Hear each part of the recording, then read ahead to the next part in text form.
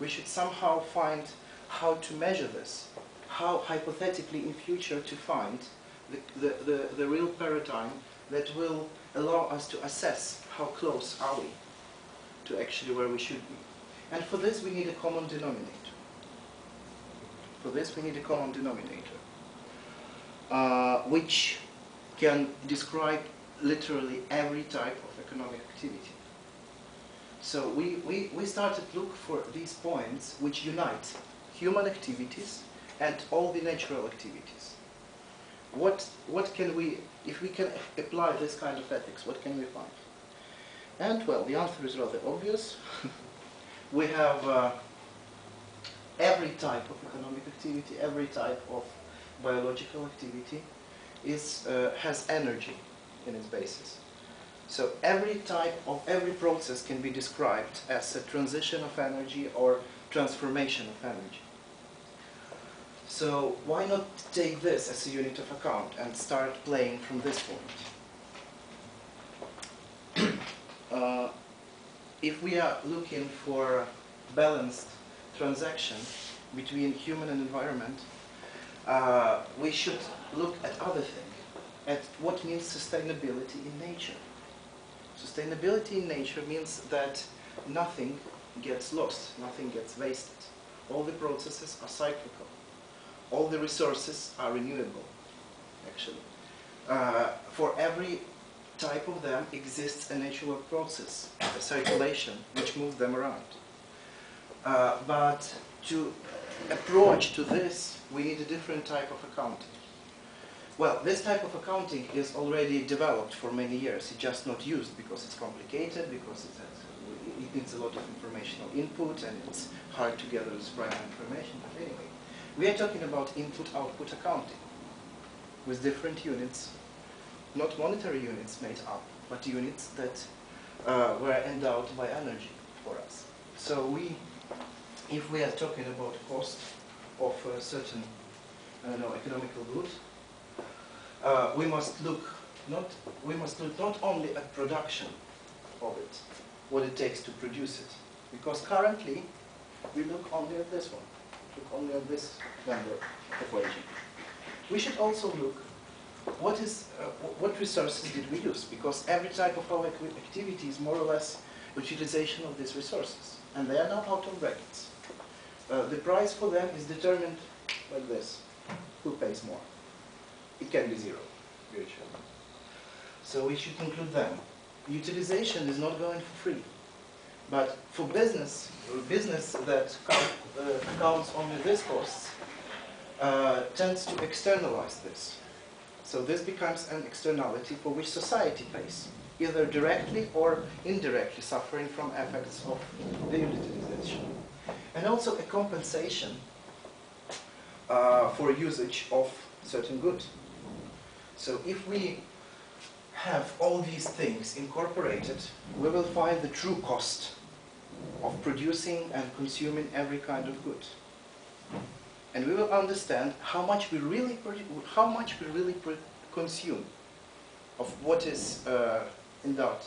We don't know.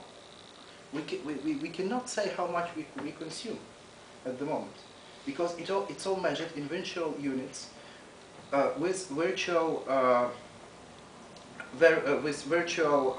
values of variables, which we just make up at the end of the day, and then play with them. If you got maybe 1 minute, and then. Okay, I'm finished.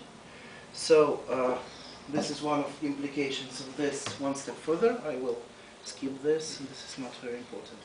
This is again Hares, and I would like to say a few words about quasi-rationality. This is how our brain works. Actually, I'm not talking about schizophrenic brain. I'm talking about perception. So, for example, this is a direct image, and this is a mirror reflection.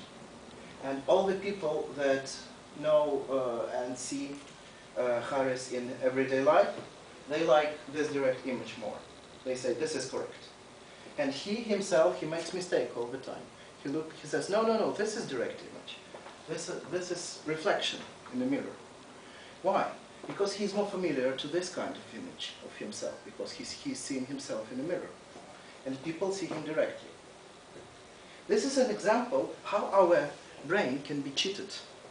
And this kind of example is used, this is an atomic point used in every kind of advertising.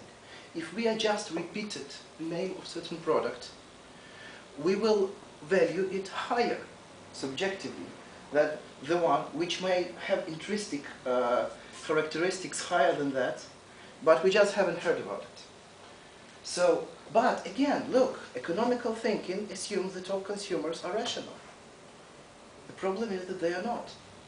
And when they are very far from being rational, well, whereas they think they are. This is called quasi-rationality. And this type of quasi-rationality is a basis of distortion of all the goods markets. We cannot assess real value. We cannot know real cost, and we cannot have a real value. Therefore, we can never form a true price for any kind of thing. I think we have to stop. Really, you got one last thing to say, and then we maybe have. Okay, I will jump to last slide now. There are certain things. Yes. We really only have 1 minute or so. Okay, so where we think we should move?